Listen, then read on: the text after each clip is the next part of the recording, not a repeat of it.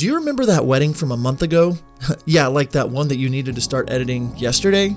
But you also need to prep today for your wedding tomorrow, and you're leaving for your first vacation in forever on Monday. So what do? It seems that the only creative part of your edits are the excuses you're going to have to give your clients. We have the solution, Wedditor. Wedditor is a team of top wedding editors, project managers, and account coordinators that help us wedding filmmakers edit. They match the right editors with your style so you can spend your time where it matters most, on your business. Nick and I both use Wedditor, and we don't know how we would run our companies without them. It takes a team to build an amazing business, and you shouldn't try to do it all on your own. Head over to howtofilmweddings.com/Wedditor to help you free up your time so that you can focus on growing your brand. Be sure to use promo code HTFW for $50 off your first project. Wedditor, more than freelance, more than outsourcing.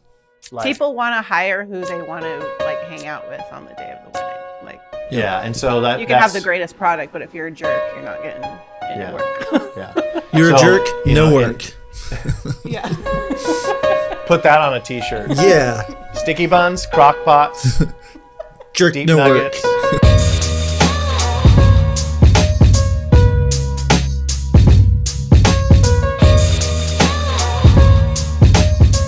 Hello and welcome to the How to Film Weddings podcast. My name is John Bunn, and today I am not joined with Nick. He's actually on the road driving to a wedding in Dallas, Texas. So it was just me. I interviewed Lindsey and Cherish Conklin. They are from Southern California. They have Reve Films, and they are killing it in the luxury wedding game. I sit down and talk to them about all the things that they've done to build a luxury brand. We talk about different weddings they've done. They did Jared and Ashley from The Bachelor's wedding. They did Tiesto's wedding. They're doing all of these celebrity weddings, high-end luxury weddings. We talk about events that they go to.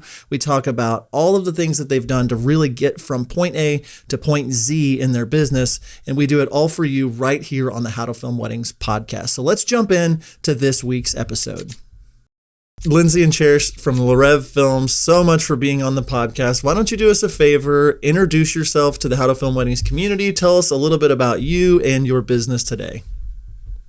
Wait, where's Nick? You promised that Nick was going to be here. Here's the thing, guys. Some guests get both of us, and then the other guests get one of us at most. So okay. You got me today. I'm sorry. Fair enough. I'm sorry. All right. So I'm Lindsey. This is Cherish. In case there was any confusion, I am Lindsey. Yes. And yeah, so we make up Reve Films. We've been really Molly. This is Molly. This is Molly. Hi, Molly. Say hi. Hi, Molly. So we've been we shot our first wedding about 13 years ago. I think you could listen to almost any one of your podcasts, and we have a very similar story as everybody else. It's something that we were interested in. We really, are you choking? She's choking. Guys, this is great. The people that are running, listening are like, what is that? What is that noise? What happened? Are you choking? Really? All right, go lay down. Go lay down. If she throws up on you. She's gonna puke. Lay down. Oh, poor Molly. Drink water. There you go. I think we have a very similar story as everybody else. Something we got into, people knew we were into video, and friends started asking us to film their weddings, and then when you realize that somebody will actually pay you for this, and you think you feel like you're a con artist, right? Like, oh my gosh, I can't believe somebody just paid me. Our first paid gig was $800. It's unbelievable, know. And we thought we were. Lindsey's like, if we could just film a wedding every weekend for $1,000, that's $4,000 a month. Yeah. Math. We dream big over here. That's what the name Reve, it means the dream, and we dream big, $4,000 a month. So you started 13 years ago. So when you guys were 6 or 7 years old, and so $800 for a wedding. Tell the listeners a little bit where you're based, kind of your style, if you were trying to do a pitch to a client on like who you are as a filmmaking company, what do you guys try to specialize in? All that kind of good stuff. Yeah, so we're based in Southern California, born and raised. I guess our style is we're very story driven. So we use a lot of the story from the day. We get to know our couples kind of. If we don't meet them ahead of time, we do a lot of stalking, on social media and things like that to try and know who they are ahead of time. But yeah, I think all of our videos are very story driven. We try and get the emotional parts of the day, the raw, candid stuff. There's not a lot of directing. We always tell our couples, we want, like, when you watch your film back, we want you to relive the day and not just see a bunch of setup shots. So I guess that's kind of like where we go with that, Yeah, I think we're going for more of a timeless look,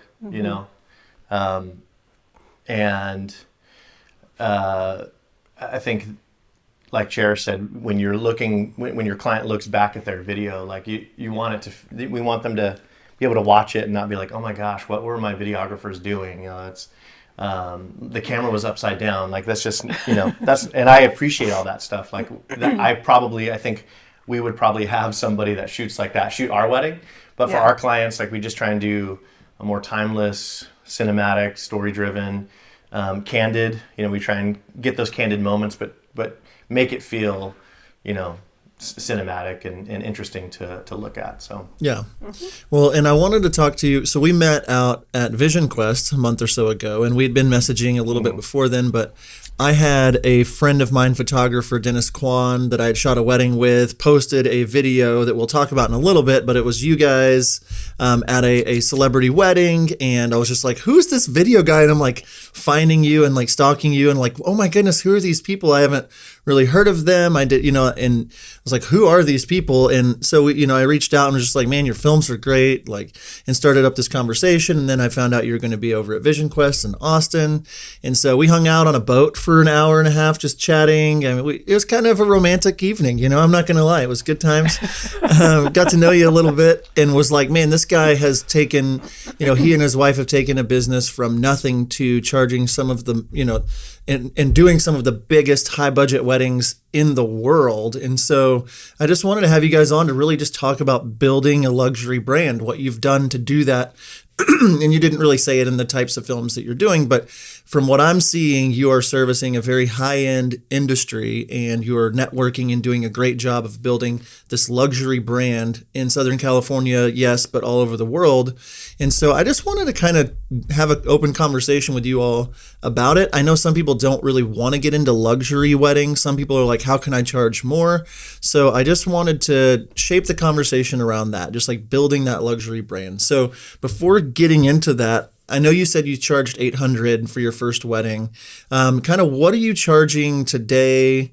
How many are you shooting? Like, what would you say is like your sweet spot on what you've charged for 2019, and then what it was 2020 looking like?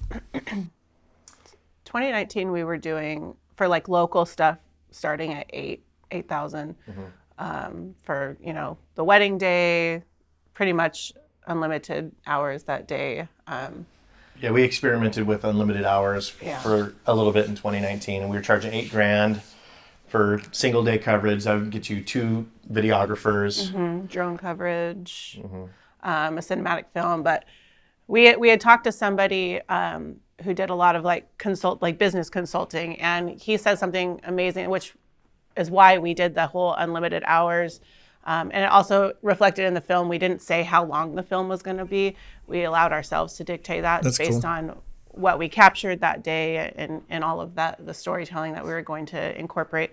And it was kind of freeing. Like, you weren't allowing someone's budget to kind of dictate the type of film they were going to have. I didn't want people cutting out, bridal prep, groom prep, or, maybe parts of the reception that were important. And so we kind of said, like, we'll show up when we need to and we'll leave when we're done, And so I don't like having that conversation at the wedding, at the reception, being like, so it's, 10 o'clock and you haven't cut the cake yet, so that's going to cost you. No, that's, to me, I didn't like that. Yeah. And so that's kind of why we did that. And then 2020, we're kind of going at it a little different. We raised the prices to $10,000 starting. Boom. For local. Boom. And then we're building. Yeah. But yeah. Yeah. So starting is 10 for local. That's just, again, single day. The last wedding we booked, it's travel. It's going to be, there'll be a third videographer, but the last wedding we booked was $25,000. So incredible. We're like, yeah, for two, that was 2 days clapping. coverage, I'm clapping at you. This is me clapping at you. You know, 25 grand.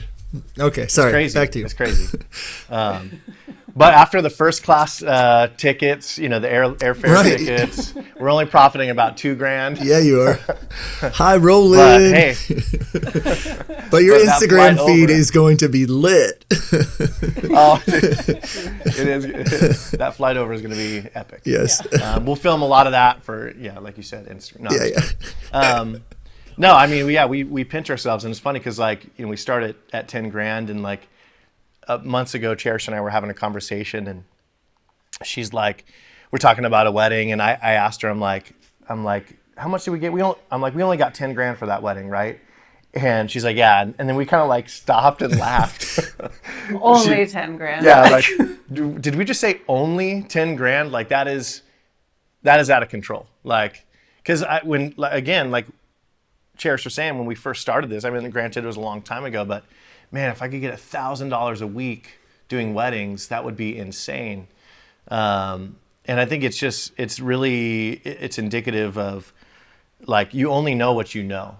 Mm-hmm. And I think what actually got us started years ago down this path of like, okay, I want to be there, is actually, we've already mentioned him, Ray Roman, like, taking Ray's workshop and seeing this other guy that was charging, I think at the time, he was starting at $8 at the time. I think he's higher than that now, but you know, whoa, there's somebody out there charging $8,000, like starting for We're a like, wedding? if we could just get 5,000, like we'd be happy. Yeah. You know? Yeah. So, and then you get to that level where you're charging, you know, $5,000, and you realize, like, you still have to work really, really hard. You know, it's still a big nut to crack, you know, even at $5,000. And I think, so really the last several years we made a big push just because we don't want to be working every weekend. Like, we have kids, you know, we have other family responsibilities and other things that we're involved in, and to be gone every weekend, it would especially because most of them are destination at this point. Right. So it's like you're gone multiple days every single time. Yeah. So I think for us, it was like, well, for our own personal goals in life that we have, you know, we want the business to serve that. Like, at a certain point, you work so hard, the business needs to serve you at a certain point. And so the last several years, we've really pushed on trying to get our name out there, make these connections, and charge a rate that will allow us to do, you know, 1 or 2 weddings a month and still have the lifestyle that we want to have, you know. And so I'll jump in, like, you know, this is a subject that I think a lot of people, I mean, we've made it a little less taboo on our podcast, but a lot of people don't want to talk about how much they make. They don't want to come across that, you know, they're pompous or they're trying to show off or anything like that. And that's not the point of this episode. And from knowing Lindsey, like, they're not those kinds of people. And I, you know, ask them to come on and talk through these numbers to be a motivation to a lot of the guests. And so, like, you hear 10,000 and maybe you're just starting and you're like, well, how in the heck do I go from, you know, I don't even know how to work my camera to charging $10,000 or more dollars? Because for some of us, the goal is, I want to charge a lot of money. And some people, it's like, I don't really care about the money. I care more about telling, you know, stories and art and that. And so, like, for me in my brand, it's like, you know, in 2020, we're starting, you know, in the 7,000 range in Oklahoma, which is pretty similar, I would assume, to you all being in Southern California. But like, getting into that market, like, has taken such a long time. And so, like, breaking that down, kind of where you guys started, kinds of things you started to do to raise your prices, and then we can get into more of like what you've done to go from like the $5,000 to the $10,000 mark, because I think a lot of people look at like a $5,000 number as kind of like the end, and then it's like, wait a sec, there's all these weddings, and it may not be in your market at that point. Like you said, you're traveling all over the place. And so I want to rewind back to kind of when you all like started taking this seriously. We talked about kind of the beginning, $800 for a wedding film. When did you start actually taking it seriously and start trying to raise your prices? I think a big moment for me was actually attending the Wedding MBA for the first time. And I happened upon the Not Live booth while I was there. And they were interviewing Marcy Bloom, Preston Bailey, and then 3 photographers, one being in New York and then 2 from California. One of them was who you mentioned earlier, Dennis Kwan, Brian Leahy, Alan Zepeda. And just hearing them talk about what they were doing, the types of weddings they were doing, how they were traveling, what they were making, my mind was like, really? Like, this is a thing. Who are these people? Like, and I think we were relatively like naive to the actual like high-end market when it came to weddings. That was the first time I even heard about Marcy Bloom, which if you don't know who she is, like, shame on you because she's amazing. But like, so that kind of like, I think shifted our focus at that point. Like, we need to meet these people. Like, we need to find out how to get to this point. And then after that, we filmed our first Not workshop, which was the first one that they had, and got more on a personal level with Brian Leahy, one of the photographers. And then he started talking about Engage. And so then that was like another goal for us. Like, oh, maybe we can meet more of these people. And so it kind of just like sparked that conversation between us. Like, hey, maybe we should try this and give it a shot. Yeah, I think, so it always comes, I think for us, like also out of necessity. Like when we were first getting into weddings too, kind of backing up a little bit, we first got into weddings and it was a hobby, it was a side hustle, right? And you're just like happy that anyone's paying you. Like, so to get $1,500 or $2,500, like that's was awesome. Like for money you weren't expecting, because I had another job at the time. And what ended up happening is when we got pregnant. Mm-hmm. Well, I wasn't pregnant. She was pregnant. You can say we. You had a part in this. I was there. But when we got pregnant, it was kind of like, oh crap! Like now we have another mouth to feed, and how are we going to do this? We're not making enough money, and so that's when we're like, well, hey, that was our first big jump or bump, I would say. Let's invest in equipment and like do this. Yeah. As like seriously instead of like a hobby. Yeah, exactly. And so that was kind of the one thing that happened, and then the wedding MBA and like seeing other people, and we were working at this venue in town in Temecula. Like we did pretty much, I don't know, 90% of our weddings were there. Yeah, all at this one venue, and one of the photographers told us about a local networking group. She's like, you gotta like expand, like because you're putting all your eggs in one basket right now, which is great. It's easy money. Like we weren't having to sell ourselves. A venue would just be like, this is who you should book, which was awesome. But we thought like, well, if they stop doing that, like there goes our our income. And so we started doing the local networking group. And then from there, that's when I did Wedding MBA. Yeah, and that kind of expanded our horizons. I think, and I wish if I could go back in time and tell little Lindsey one piece of advice with his business, it would have been to start networking with other vendors in the industry sooner. Yes. And so if anyone's watching and you are in your first year of business, I urge you, no matter what level you're at, you need to get involved in your local wedding community. There are organizations. Some are national. They're national organizations. Some might just be a local networking group in your town. But that is what we have really built our business on at every level. Mm-hmm. And I think that we get so wrapped up when we first start, like in the gear, and we watch all the other, videographers out there and filmmakers out there, and we comment on their stuff, and we try and get to know them, and we spend all this time doing those things. And that's great, and it's great for learning and growing as I think a filmmaker, but it's not going to help your business. Like growing your network is what is going to help your business. And I think it's about people and relationships first. And as much as it pains me to say it, the quality of your work sometimes is secondary. Oh yeah, definitely. You got to be good. You got to be good. Yeah. But people want to hire who they want to like hang out with on the day of the wedding. Like yeah, and so that you can have the greatest product, but if you're a jerk, you're not getting into work. Yeah, you're a jerk. No work. Yeah. Put that on a T-shirt. Yeah. Sticky buns, crock pots, jerk. deep No nuggets, and if you're a jerk, no work.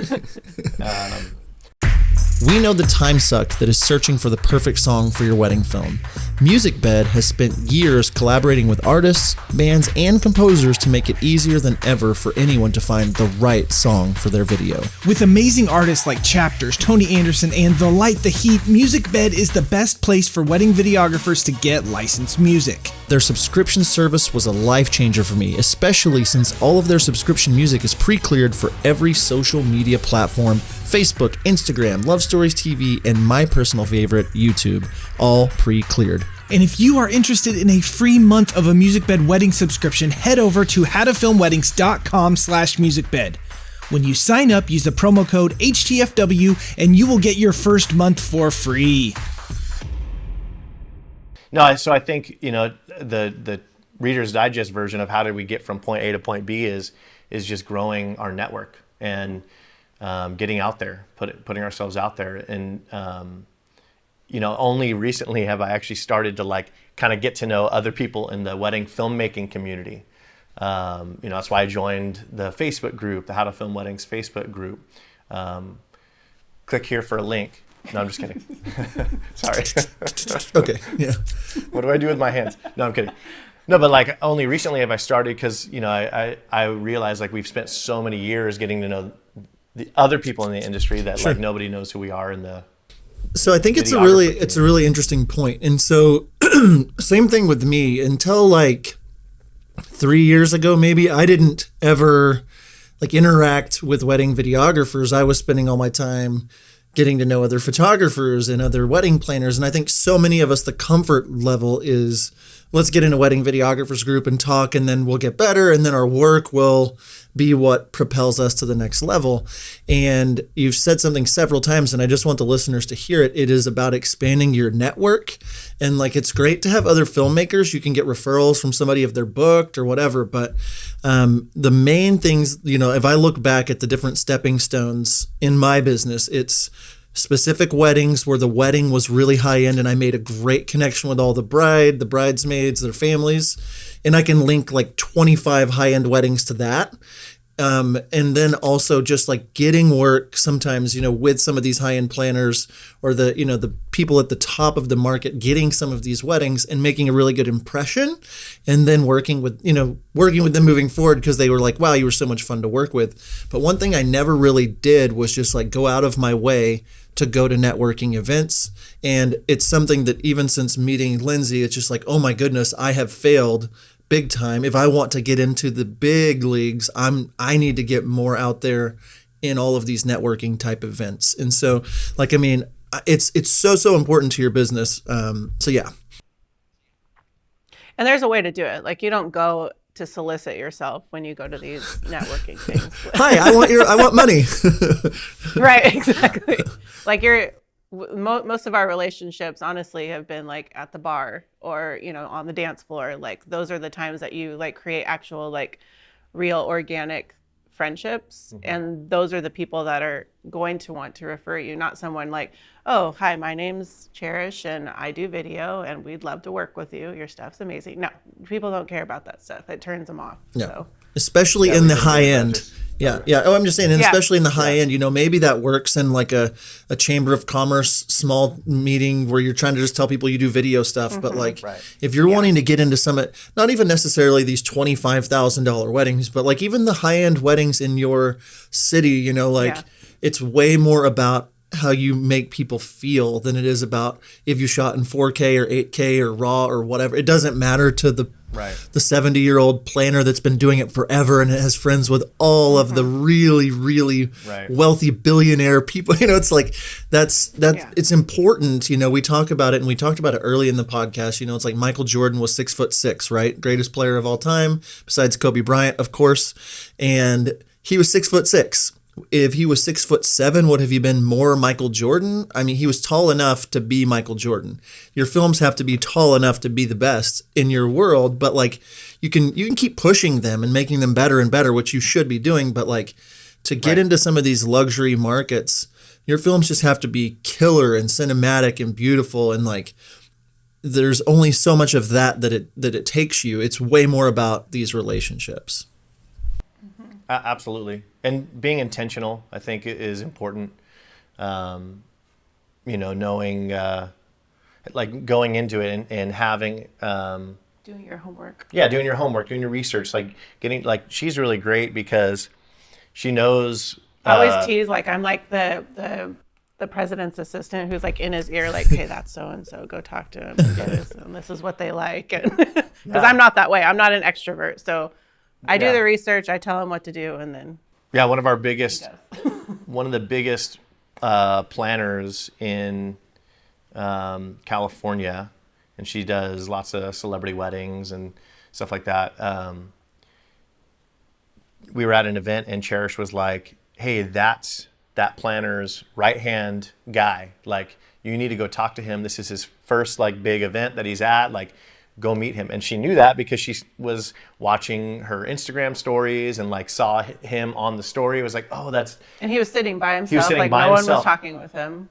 Yeah, no one was talking to him. So I went over and we hit it off. We didn't talk about business. We talked about just life and spirituality and anything other than the wedding industry. And we became good buddies, and then having that connection and nurturing that and making it authentic and real. Then all of a sudden he's introducing me to his boss and the other team members who have since then referred us lots of work. So I think it's important, like being intentional, but knowing who to talk to. And I think also not discounting people because you think that they're not going to get you business too. Like, be a nice person. Don't be a douche. That. Yeah. Right. Yeah. There's people, they're called connectors. Yeah. Like they may not connectors. be able to actually directly refer you work, but they'll connect you to somebody else in the industry because they enjoy doing that.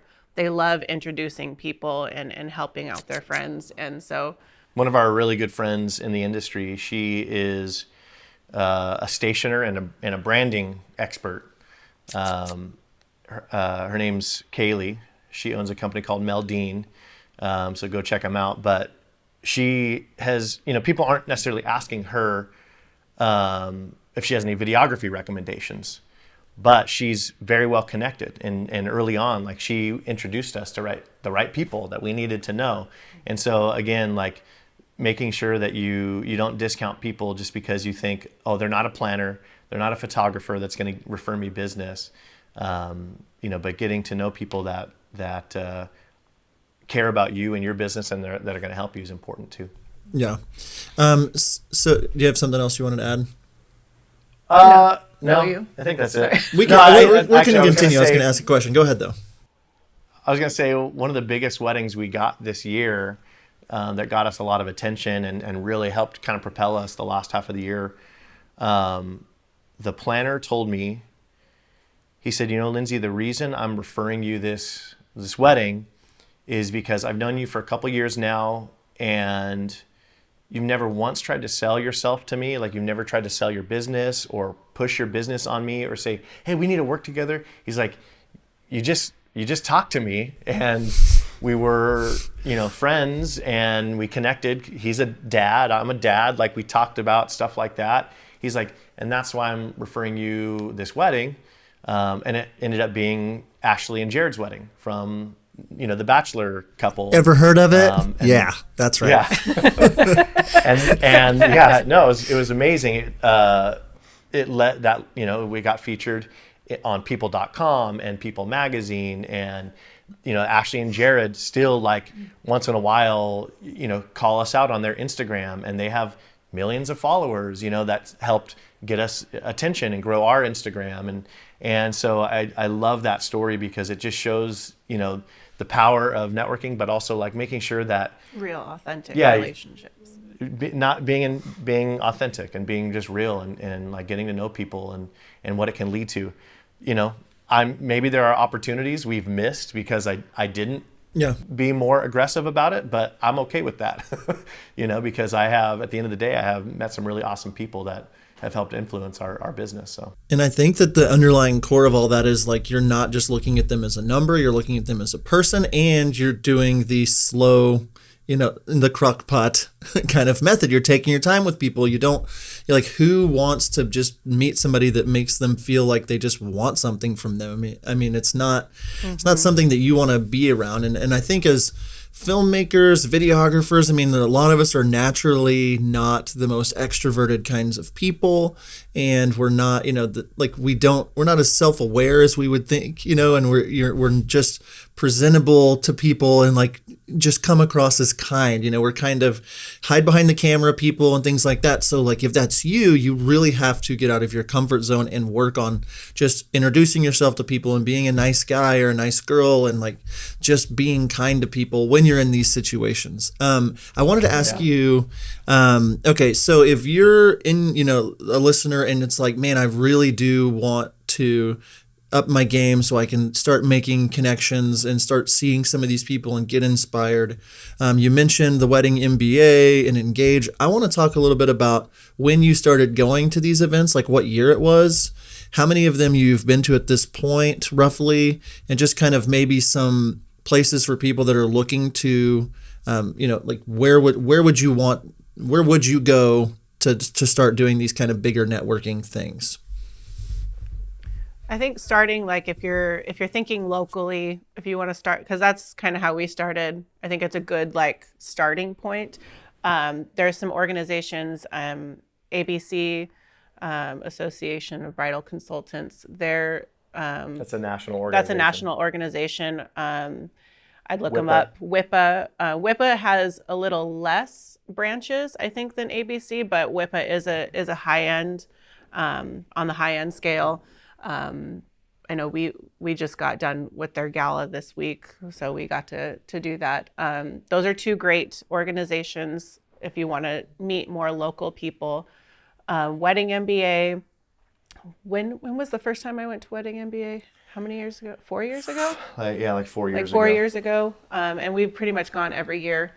He's now speaking at that, which is another great form of networking. If you do want to do educational stuff, positioning yourself as that person really helps. Especially, I know it's, as an introverted person, speaking isn't the thing you want to do, but it's sometimes easier than actually going up and introducing yourself to people, because they'll all come up to you afterwards. Right. And then Engage, we started going 2 years ago. And we've only missed one since. So we've been to a total of six engages. Mm-hmm. And they do about 3 a year. And so, like, I think, talk a little bit about the cost involved for the Wedding MBA and then Engage, just like what that kind of investment, because I would assume that's most of your marketing investment for the year are these events as opposed to Facebook ads. So what kind of investment are we looking at? We treat that as our advertising budget, basically, our marketing budget. We spend our budget on that. Wedding MBA Wedding MBA, I think it's like it's a few hundred bucks to go. I should know this. I think 200 at the most. Yeah. Or like it changes. Like early in the year, early on you can get going up. Yeah. Anywhere from $200 to $500 depending on when you buy tickets. So if you were to buy like right now, because it's going to be at the end of next year. And it's always in Las Vegas. Yeah, it's in Vegas, but it'll be probably a couple $100, and then if you wait, it's going to be $300, $400, $500. Hotel and travel. So that's definitely, I would say, on the lower end of the price range when it comes to some of these events. Engage, and they just recently raised the price. Engage is $4,500 to go to And per that's person. just for registration. So you have registration, and then you have to pay for the hotel, which they usually get a deal because they're really high-end venues that they have it at. But still, it's going to cost you around $300, at $400, least $500 a night, maybe. $300 to $400, depending on what kind of room you get. And then airlines, And then your airfare. airfare is not included in that. So it's a lot of money. We kind of ran the numbers before this podcast just to kind of like have an idea. And the past 2 years, ever since we started going, You might want to sit down for this. the amount of money we spent. Actually, I had to take a Xanax. No, I didn't. Okay, go ahead. We spent about $50,000. In how long? To engage. 2 years. So But we've gone to 6 of them. So if you're listening to this and you're like, holy crap, like $50,000 is like how much my business makes in a year. This was in your 9th year of doing business when you first went, if you started going 4 years ago. And tell me, like, how'd you decide, like which was the first one you did, and like what did you accomplish by going to the first one? So the good thing about The first Engage? Yeah, or yeah. just the first event we went to? The first Engage. And Engage, if you don't know, is a really, I mean, why don't you talk just what it is real fast, like a brief synopsis. We'll link Engage but like it's something that I'm to the point in my business now where I'm like, yeah, I'm going to that, and so it's definitely, go ahead. Engage is it's a luxury wedding business summit is what they call it. So it's 3 days. They do education, but it's also about engaging. Right. So all the speakers that go, you can't just speak and leave. Like that's not what Engage is about. And so the speakers are also engaging with you throughout, the week and the different experiences that they create. It's very high end. Like, again, you have the best of the best in the industry that's going to this event. And so, these are people that have seen it all, done it all. And so when you go to Engage, it's very over the top. There's, amazing speakers that they fly in from all over the world. The entertainment is like off the chain, like Cirque du Soleil performers and the music and the lights and they create really unique experiences. One of the Engages we went to was in Ireland, and we did a pub crawl in Ireland, and there was like authentic Irish dancers like running down the street. So it's really like it's a whole experience. It's not just like a conference where there's booths, and people selling. This is this conference. This is what he does when he thinks of conferences. This is a conference. You have to watch the video to see. This is conference Lindsey right here.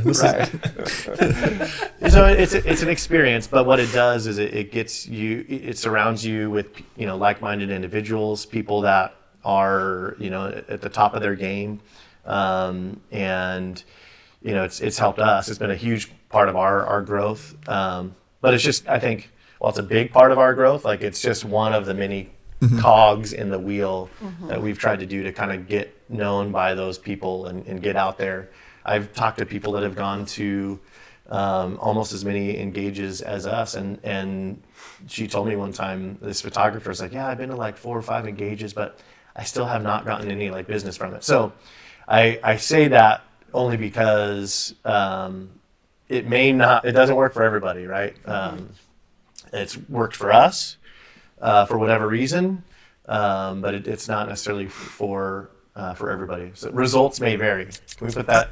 Yes, I do think too, just like being around you, like watching your stories, like you guys are just fun to be around, and like what you're doing when it comes to like putting yourself out there in a way that's fun, and it's not just like maybe the 100% most natural thing for you to do, but you realize that in these events and at these things you're on and you're representing your brand, and like you are your brand.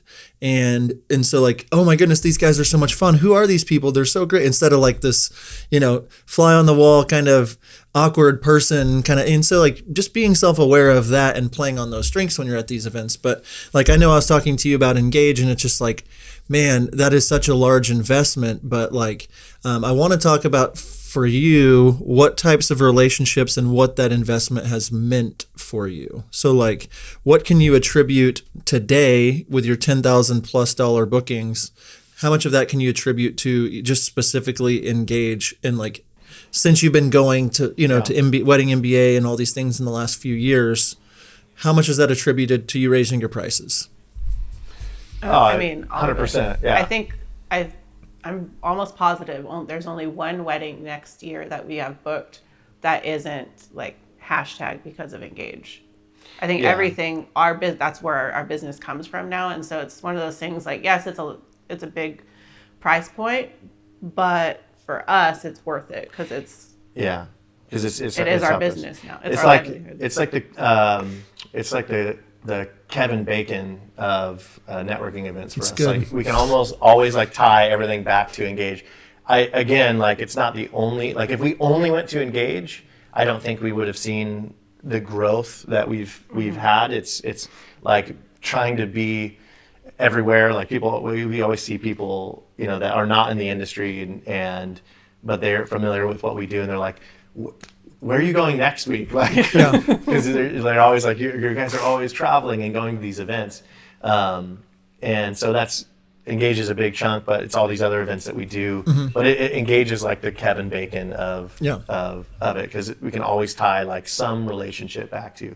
But for example, like Ashley and Jared's wedding, the planner that did that wedding, Troy Williams, he is in our own backyard. He lives, a little over an hour away from us. Like, so we didn't necessarily have to go to Engage to meet him.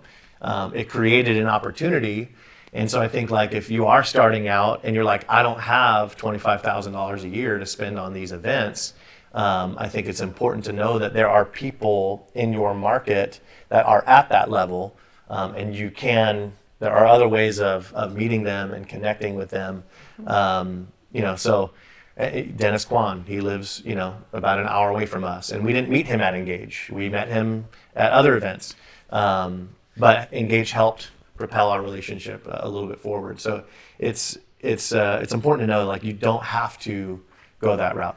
Ray Roman, the godfather of luxury wedding films, he's never been to Engage. He filmed one Engage. They asked him to film it, but he's never been to any other Engages. And look at he's doing all right. Look at what he's doing. So he's doing okay. So I think it just goes to show, like, it's not the end all be all. There are other ways of doing it. This is just kind of like the path that we've chosen. Yeah, right? but I think the point the point really is that if a lot, like, bringing it back to just like building a luxury brand, you're not going to do it by just hanging out in the How to Film Weddings group on Facebook. You're not going to do it by just keeping in your little, Temecula venue where you're comfortable. It's definitely getting yourself out there. And maybe you can only, you're in a position in life where you can only do one thing a year or two things. Since starting How to Film Weddings, we've done a lot of events in WPPI and, different in like these networking events and meeting different people, but you should always be looking for, an opportunity to make an impression on somebody in a way that, is different than just like, hi, I'm John, and that's it, and just being a cool person and then connecting and following up with them afterwards and DMing them on Instagram. It was so cool to meet you. If you like, just being a normal person and like really working relationships besides with wedding videographers is a great way to build a luxury brand. I want, my next thought was more so on the line of like things you may have done or like shoots you may have taken because you knew that they would be a stepping stone for you. Like, did you do any weddings for free or for way less because you knew of the opportunity? Things like that. So let's talk just a little bit. If you guys have a story or a wedding or two in mind that maybe propelled you, that you didn't get paid as much for, or you did it for free or whatever, like how's that played a part in building a luxury brand? Yeah, for that, obviously you can't say yes to everything, but there are weddings that do come up, like Ashley and Jared's. That one came up for us, and the budget wasn't huge for them, but for us, we knew it was going to be published in people. It was going to be on the social media, on YouTube and all these things. And so again, you factor it into like, okay, if we look at it this way, like this is part of our marketing budget, then it's a lot easier to be like, okay, I understand. My costs are covered, which is important. At least get your costs covered, especially if you're traveling for that. But other than that, no, like we didn't need to make a lot of money on that because we knew it was going to take us one step further. So tell me, what CRM do you use? If you're not sure or you don't know what a CRM is, I'm about to save you a lot of time and therefore money. CRM stands for Customer Relationship Management. Basically, a CRM is an online service that helps you better serve your clients. HoneyBook is both mine and John's CRM of choice. We absolutely love it.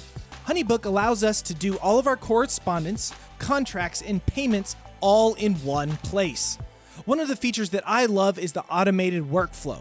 We all have emails that we send out to all of our clients, right? At 6 months, 3 months, 1 month, the week of.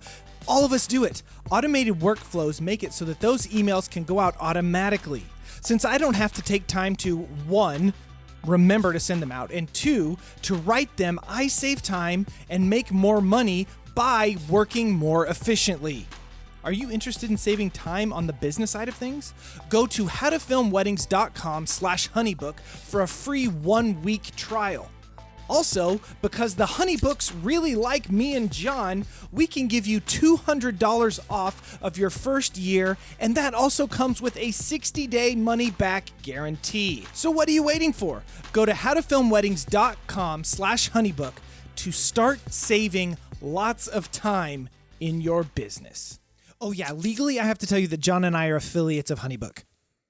Yeah, we knew it was a great opportunity for our business, but just for our own personal satisfaction, like because we watch the show sometimes, and sometimes we're like, it'd just be a cool experience, you know. So you caught that. Sometimes every Monday at 7:00 Central. December 6th. If I'm around. No, where's the link? More links to The Bachelor in Paradise during summer. You will not believe how many people were like, take me to that wedding. When they found out we were doing it, like so many people, like, I will carry your bags, please take me. But no, we did that. Yeah, it was a business decision, but also like we just really wanted to do it for the experience, and it was a lot of fun, and it ended up being great for our business. I think people they assume that, well, if you're good enough for this celebrity, then you're good enough for my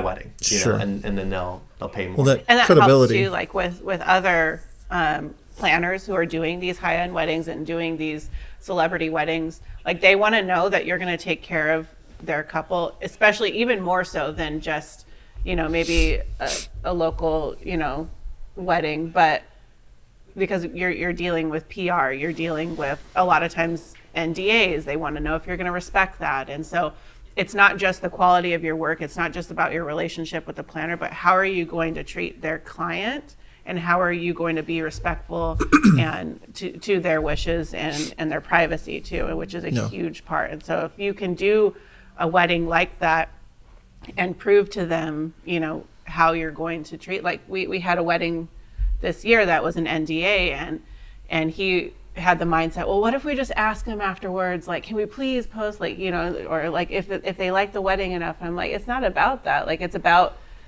showing that planner that we're going to be respectful of that NDA. If we can't Which post is probably a wedding, hard. Yeah. That sucks, because it's a great wedding, but we're still proving to that planner, and we're solidifying that relationship. So that's important too. And going back to, you know, Jared and Ashley's wedding and what that meant for you, you know, to somebody that isn't getting asked to do celebrity weddings, there have been several weddings in my, you know, life as a wedding filmmaker that have really, stood out, where it's like, it's at that venue that you've always wanted to shoot at. It's with that planner you've always really wanted to work with, or, the florist, you start adding up these pieces in your mind of like, oh, that band is getting flown in, and oh, they're using that florist. And okay. And so sometimes, I've talked to some people even recently where they get this booking kind of last minute for video. Like they weren't even planning on video, but they're spending a ton of money on the wedding. And it's like, take that wedding knowing that it can lead to more for you, and so like, don't just think, oh, they're not willing to pay my $4,000 fee or $3,000. Like, it is marketing. And that was a great point you made just about how that is. It's a $2,000 or $3,000 marketing expense that you didn't have to write a check for. You just put in the work for.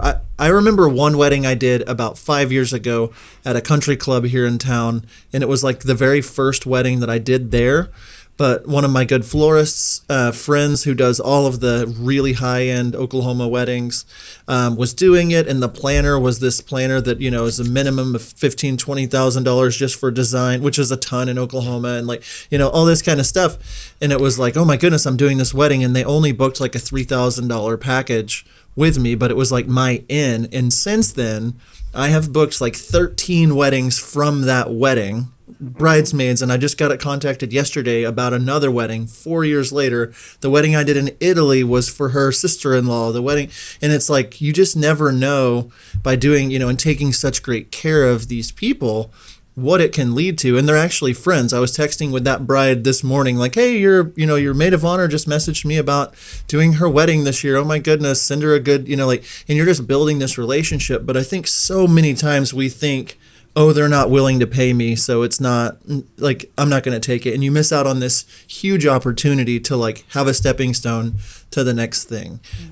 Since doing their wedding, since doing Jared and Ashley's wedding, what happened after that wedding was published in People? Or, like, did you notice a change immediately? Kind of what did that do for your business?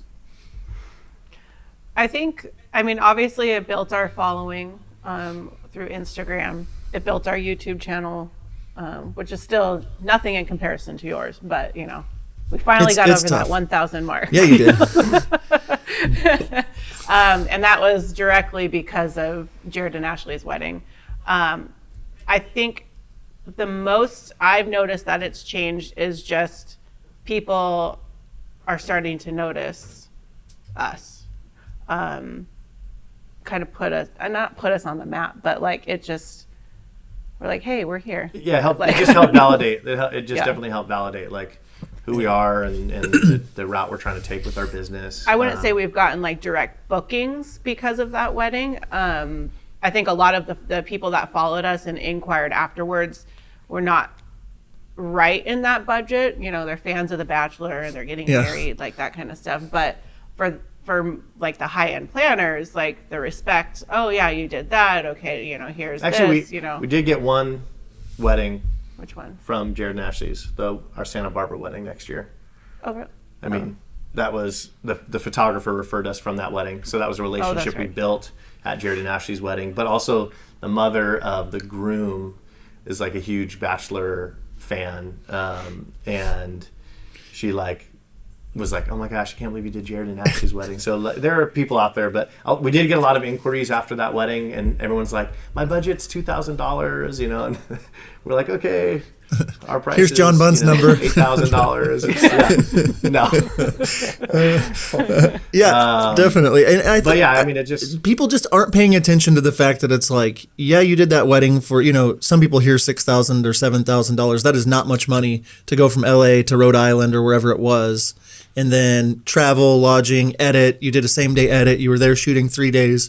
You put in the work, and then you showed that wedding planner like, oh my goodness, I love working with these people. They're great. Yeah. They didn't, disrespect what I was doing. You were, you're probably not wearing, jeans and a cut-off T-shirt to the wedding. You're representing this entire feeling and this vibe that you've taken a decade plus to build. And when that moment hits where you can do a celebrity wedding, or you can do a wedding for the biggest planner in town or whatever, you seize that moment and you take great advantage of it, and you look at it as more of a huge leap forward in your business to do it that way instead of, oh, well, I need to nickel and dime you for an extra $800 because rehearsal dinners are hard and or whatever. And so, yeah, I mean, it's one of those deals where I'm watching you and you guys seem a few steps ahead of me when it comes to where I'm wanting to take my brand, and wanting to do. And it's like, after talking to you at Vision Quest, it's like, man, I've got to get really involved in some of these engage events. And like, I see, okay, 4 years from now, that's probably where I will be. Like I can, and most people just are like, I've been in business 2 years. I mean, to wait 4 more years, this is like 200% as long as I've been in business. So like, I encourage you, if you're listening, to just know what step you're on and be looking for that next step. That might be, you've just been doing friends' weddings and there's a friend that was a bridesmaid that's also getting married. And it's like, hey, you did my friend's wedding, but I'm getting married at this nicer venue. It's like, take advantage of that and be looking for opportunities and always be branding and always be putting yourself out there. Yeah. And sooner or later, over time, you can work your way up that ladder, however far you want to go. If you're happy with where you're at and don't want to go up any further, that's fine. But like, what you're doing now, with all of these engage events and different things, you're going to be able to like cherry pick the very tippy top weddings. And then what that does for you, it only spirals upward more, where it's like, oh my goodness, they did Jared and Ashley's. And then that makes me want to talk to you about the wedding that you guys just got through doing. The one for, I'll let you say it, but tell me how you got. No, I want to hear you say it. Tiesto's wedding, the DJ, number 2 DJ in the whole world. You got to do his wedding. It was gorgeous. Yeah. Oh my God. I saw that video, and that's where I saw you and Dennis Kwan like together or whatever. And I was just like, oh my goodness, who is this? And I watched the film that you made and I was like, that is a sick video. It's really, really good, but it's not like a sculpting with time video that's like mind-blowingly like take off my brain and put it back in and, which, there's nothing wrong with that, but it's like your video was very well shot, very well composed. It had like a sexiness factor to it. It was awesome. It was a great video. And it's like, that's the kind of video I like producing. And so I was just very attracted to it. That was what made me reach out and just say, hey, who the heck are you? And why don't I know who you are? And I realized the reason I didn't know who you are is because you weren't wasting any time, in wedding videographer groups. You were wasting your time making good relationships with, other planners. And yes, you're in our group and you're making good relationships and stuff. But like the point is, you were putting in the work where most people don't put in the work. And so you've got to tell me about this wedding, if you're allowed to talk about it. How did you get this wedding? What steps between Jared and Ashley's and this one's kind of like, how did you end up getting this wedding? And you might explain who that is and all that stuff too. Yeah. Okay. Tiesto he's like everyone says, he's like the godfather of like EDM music. Like you said, he's the number 2 DJ. I think that's based off of just his net worth, I think. But he's somebody that's gotten like all these other EDM celebrities and DJs, like he's actually like helped them grow their careers. So very well respected. I was not as familiar with him as I was a couple of his songs. So when I got the referral from that was actually Dennis Kwan referred us that wedding. He got that wedding and referred it to us. I didn't realize how big of a deal it was at the time, and it was probably a good thing, like, because we just kind of like we just quoted what we wanted to quote on that wedding, and it ended up being we ended up getting the job. Had I known how big of a deal it was going to be, I probably wouldn't have charged as much.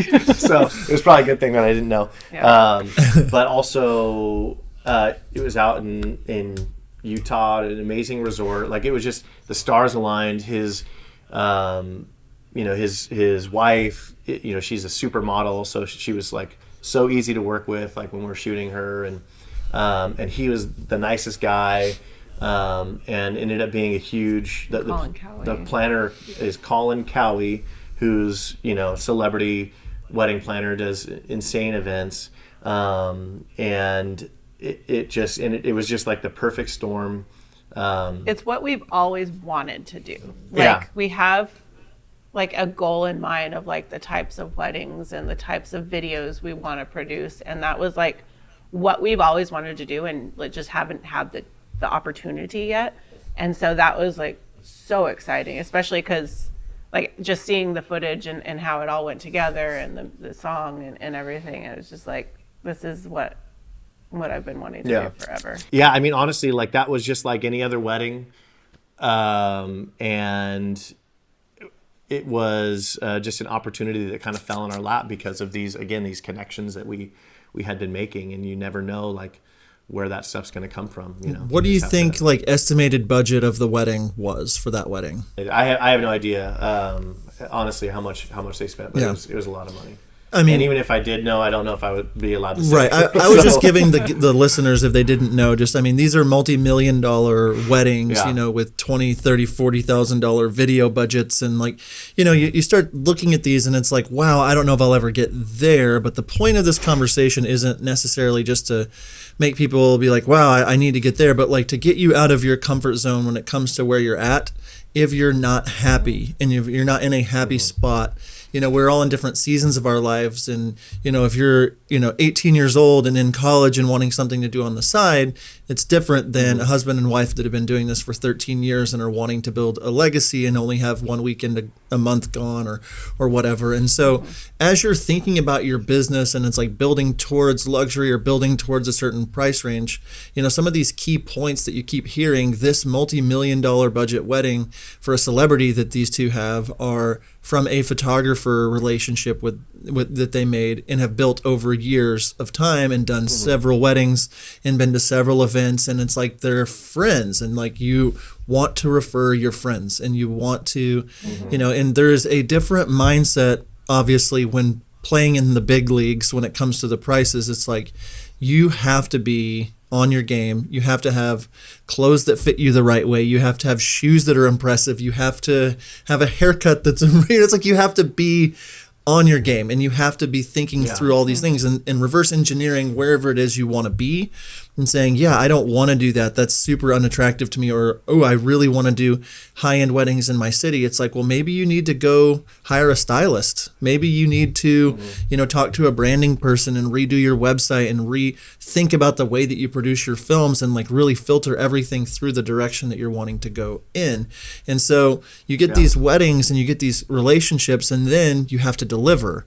If that wedding film sucked of Tiesto's, and nobody wanted to share it or look at it, and he was like, this sucks, he wouldn't share it. And so you have to have the talent to back that up. And sometimes that just takes 10 years of doing work and learning who you are and life experience and realizing the kind of way you want to tell your films. And so since Tiesto's wedding, you when was that, and kind of what has anything changed for you since then? I mean, what kinds of things have happened since then for you guys? Yeah, I think it was. That's a big reason why we raised our prices. Yeah, was because Jared and Ashley and Tiesto, they were like back to back. So it was August and September. Bam, bam, like coming out the gates. We started getting lots of calls from people that I had never even heard of, but they were again like pretty big deals. Right after Tiesto's wedding dropped. We got a call for somebody that was like, hey, I just saw this wedding. I have this huge client. And, they're pretty much have an unlimited budget, like put together a package, like don't be shy with the price, so that helped a lot. Like, and we sent that proposal over. That was like a $20,000 proposal. And, so it just helped like solidify. So I think it definitely, like you said, like, when you get that opportunity, like taking advantage of it, and because you never know what it's going to lead to. And don't feel afraid to like, I just had the thought in my mind and I just lost it. Go above and beyond. So like, yes, they may be paying you for this, do more. Like there's no reason why you can't. Like Jared and Ashley's like the same day edit. That was not planned. Like that was, the planner came up to us Friday after the welcome party and he's like, hey, people won't release this amazing sailboat footage until like Wednesday of next week. He's like, that sucks. I want people to see it, at the wedding, like the people here this weekend. can you do a same day edit like of the whole weekend? And we're like, and inside we're freaking out. Like, Yeah, but like, really? sure, why not? Like, and that's a big thing too. Like we don't like to say no if we know, like, if it's a certain people that are asking us. You see the value. You see the value in the yes. You know, you've said it before, or you've heard it before. You know, if the answer isn't like a heck yes, it should be a no. And if you're thinking on the lines of like, what could this do for me? And I'm sure there's been several things over the years that you've done that didn't really pan out. That we're like, we're really going for it, and so it's a net score kind of game. You know, it's like if 1 out of 10 of your big moves really pushes you forward, well, then you've won the game still, even though you lost 9 times. That one win was worth all of it. And so, and you like, what do you have to lose, like, other than possible have like heart attack or stroke from stress? That just you, besides but, your like, life, I had a lot more gray hair. I think too. I also want to say what I have learned in the last year of kind of, now that we're getting up there at this level, is how much easier, if our circumstances allowed it, how much easier it would be for us to charge, you know, $5,000, $6,000, $7,000 for a wedding. Like maybe a couple of years ago, that was like, oh, like no one who's ever going to pay this. There are people out there that will pay. Don't be shy. Gladly, you know, $5,000 and above. And if we wanted to work every weekend or twice a weekend, we would have no problem like getting those weddings. There's a lot more people that'll spend $5,000 or $6,000 than, you know, $15,000 or $25,000. So I think if for people that are still starting out, like knowing that pretty quickly, if you do the right things and you build that network, you can be charging the $4,000 and $5,000, even $6,000 relatively quickly. You know, if you build that network. It's good. And make sure you're manifesting it. Like, we're a big believer in manifesting it, like putting it out in the universe, especially like talking to other people and telling them your goals so that they hold you accountable. Because it's one thing to think it, be like, oh, it'd be really cool to do that. But like, if like for us, like we talk to each other about it all the time, like talking to other people in the industry. And then if you tell someone, you're more likely to follow through with it and be like, all right, well, this is what I do. Like, I remember being like, I really want to work at Pelican Hill, and months later we got a wedding at Pelican Hill, because like that's just where your mindset is. If you're focusing on it and you know, manifesting it, that's a huge deal. Yeah, I think we actually did say like, I want to do Ashley and Jared's wedding. Yeah, we did. All you have to do is say it and you get it. No, just say it's definitely true. I mean, and it's like a couple weeks back with KEJ, we're talking about like defining your own version of what success looks like and writing that down. And I encourage the listeners, write down the goals, write them, make them plain, make them where you can see them, put them in front of you, and aim towards those goals. So just having a whiteboard back behind my camera that says video weddings goal this year 25. I just hit my 25th wedding, and it's like I wanted to, and 25 at an average of almost $10,000. You know, it's been a good year living in Oklahoma with that. You know, and it's like. Yeah. But I wanted to do that for me, and it pushed me, you know, and I think a lot of us are just so unintentional about our crap. It just drives me nuts watching myself be unintentional and losing momentum in certain areas, whether that be my health or, you know, my finance or whatever it is, my, you know, religion, anything, relationships. But if you're not paying attention to it, it's just going to grow stagnant. It's going to, and so put that stuff out there in the universe, write it down, make it plain, make it where you can see it. And, you know, look up every quarter and check your goals against your, you know, what your numbers and the things that you've written out, and reevaluate and constantly be doing that. I think so many of us, it's like, yeah, I got contacted about this wedding on this date. So yeah, I'm available. I'll book it. You know, and it's like, I got contacted day before for a huge wedding in May of next year that I'm already booked on that day.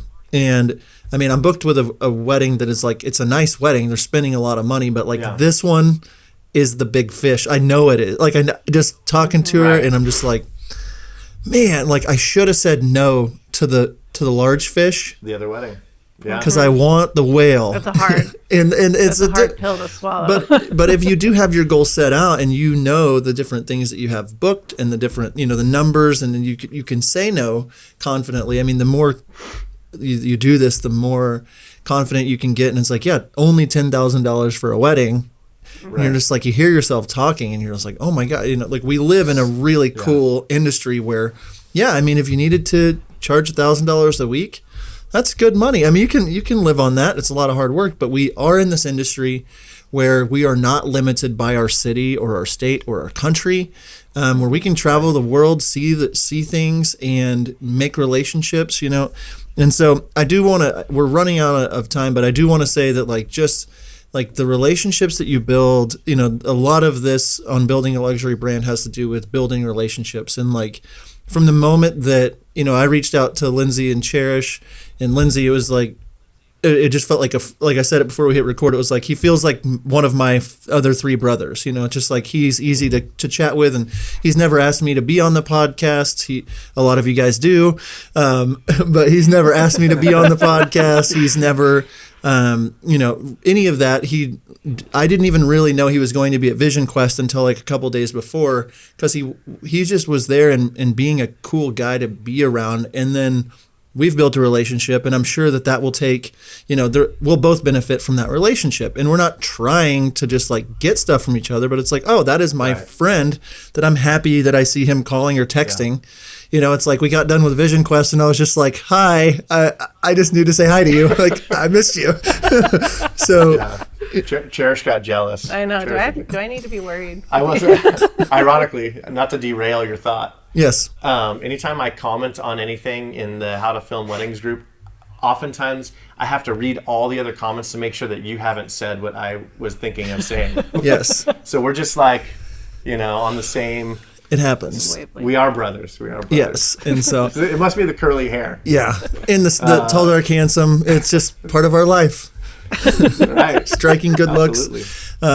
No, right. I mean, I really do think that we could probably have you guys back on for like 2 or 3 or 4 more episodes to talk about this, but definitely thank you so much for your time. It's definitely one of those things where I hope this conversation has been motivational for people, not overwhelming, but just look at where you're at and think a couple of steps ahead. And so definitely, re-listen to this episode. Before we sign off, tell the listeners kind of where they can find you, where they can see some of these films. Plug the heck out of yourself. I mean, so it's Reve Films. It's LEREVE Films. .com. That's our tag on Instagram, Facebook. If you want to come meet me anywhere, I speak at the Wedding MBA every year. I am currently involved with a workshop called the Bridal Masterclass. So thebridalmasterclass.com. If you want to start meeting some of these people that we've talked about, the Bridal Masterclass is kind of a newer workshop. It's real intimate, and but the speakers that they have coming are some of the big heavy hitters, some of the people that I know from Engage. So definitely check that out. We offer. Subscribe to our YouTube. Oh yeah, subscribe to our YouTube. Definitely do that. Please do that.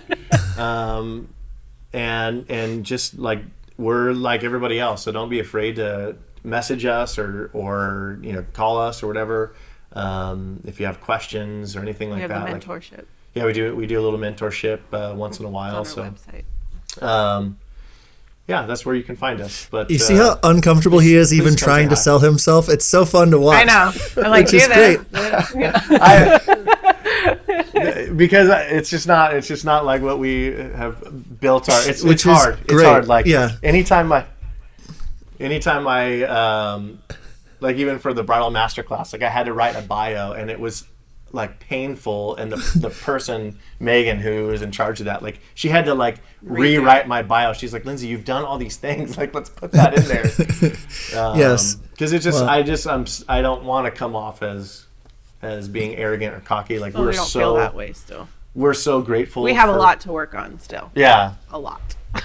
And we're just grateful for Not every there yet. opportunity we've had, and we just want to keep riding the wave. And so thank you for of course. for having us on, John. Yeah, and we'll link everything obviously below that you guys are, to get in connection with these two. Guys, seriously, thank you so much for being on. I know the listeners are going to be very, very excited to check you guys out. So thank you guys so much for being on.